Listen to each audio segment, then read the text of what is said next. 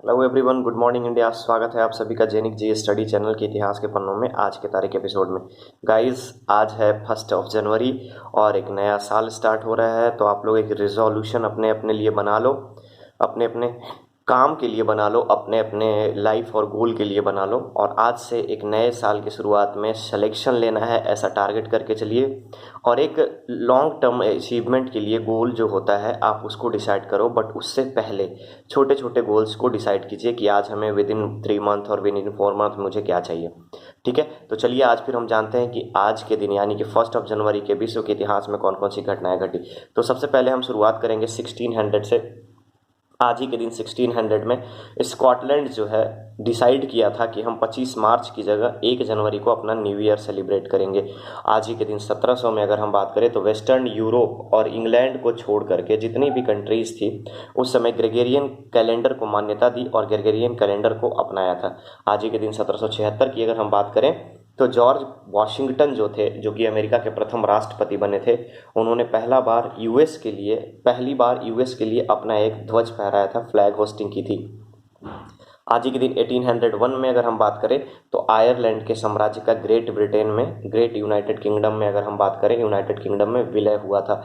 आज ही के दिन 1804 में हैती में स्लेव रिवॉल्यूशन हुआ था, दास विद्रोह हुआ था, जिसके कारण हैती से फ्रांस को जाना पड़ा और हैती को आज़ादी मिली। आज ही के दिन 1849 में फ्रांस ने सीरस नाम का पहला अपना डाक टिकट जारी किया था और विश्व में पहला डाक टिकट का नाम सीरस ही था। आज ही के दिन 1873 में जापान ने ग्रेगोरियन कैलेंडर को मान्यता दी और अपने देश में ग्रेगोरियन कैलेंडर के यूज के लिए कहा।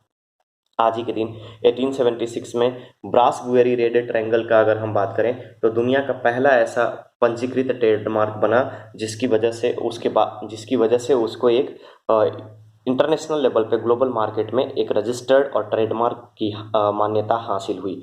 आज ही के दिन 1891 की अगर हम बात करें तो पहली बार वृद्धा पेंशन या वृद्धावस्था पेंशन की शुरुआत जर्मनी में की गई थी। और आज सारे कंट्रीज़ में वृद्धा पेंशन की नियम लागू किए गए हैं, डिफरेंट स्कीम्स चलाए जाते हैं।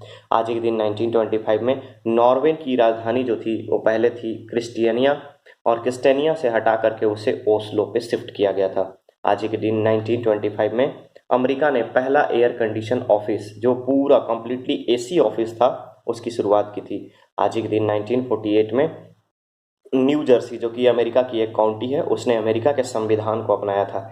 आज ही के दिन 1955 में भूटान ने अपना डाक टिकट जारी किया था और भूटान में याद रखिएगा राजधानी है थिम्पू और वहाँ राजशाही चलती है। आज ही के दिन 1971 में टीवी पर सिगरेट के विज्ञापन पर प्रतिबंध लगा दिया गया था और सिगरेट से रिलेटेड कोई भी विज्ञापन, जितने भी स्मोकिंग से रिलेटेड चीज़ें थी, उसका विज्ञापन पे बैन कर दिया गया था।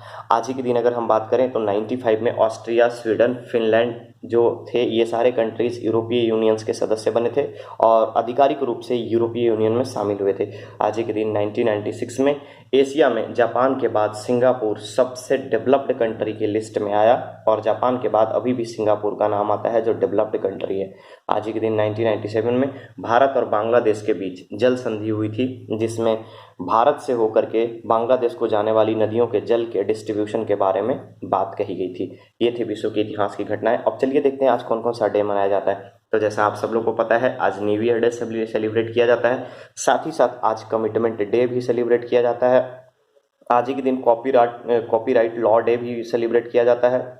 आज ही के दिन यूरो डे सेलिब्रेट किया जाता है। अब यूरो डे क्या है? तो यूरोपियन कंट्री जितने भी थे सब लोगों ने यूरो करेंसी को मान्यता दी थी, इसलिए यूरो डे मनाया जाता है। आज ही के दिन यूनिवर्सल आवर्स ऑफ पीस के रूप में मनाया जाता है। आज ही के दिन वर्ल्ड डे ऑफ पीस के रूप में मनाया जाता है। आज ही के दिन अगर हम बात करें तो ये मंथ जो है आज से स्टार्ट होता है सर्विकल हेल्थ अवेयरनेस मंथ, साथ ही साथ फाइनेंशियल अवेयरनेस मंथ और सोलेमनिटी ऑफ मैरी के नाम से आज ही के दिन ये मंथ सेलिब्रेट किया जाता है। साथ ही साथ प्ले आउटसाइड डे के रूप में मनाया जाता है। गाइस, ये थी आज का एपिसोड। अब हम आपसे 2 क्वेश्चन कर रहे हैं। सबसे पहले आप हमें ये बताएंगे कि भारत से होकर बांग्लादेश में जाने वाली नदियों के नाम बताएंगे, और दूसरी चीज़ आप हमें ये बताएंगे कि यूरोपीय संघ में एट प्रेजेंट कितने कंट्री हैं। ओके गाइस, मिलते हैं हम लोग नेक्स्ट एपिसोड में। Thank you so much, keep learning.